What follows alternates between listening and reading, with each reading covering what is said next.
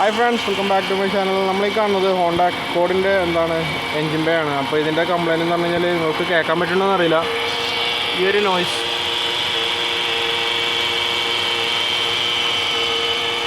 ഇത് ഈ നോയ്സ് വരുന്നത് നമ്മളീ കാണുന്ന ഈ ബെയറിങ്ങിൻ്റെതാണ്. അപ്പം കാണാൻ പറ്റുന്നതെന്ന് അറിയില്ല. ബെയറിംഗ് ആണ് കംപ്ലയിൻറ്റ്. അപ്പോൾ ഇതിൻ്റെ നോയ്സാണ്. ഓൾമോസ്റ്റ് പവർ സ്റ്റിയറിങ്ങിൻ്റെ പമ്പ് കേട് വന്നു കഴിഞ്ഞാലും ഏകദേശമൊക്കെ ഇതേപോലത്തെ നോയ്സ് തന്നെ ഉണ്ടാവാറ്.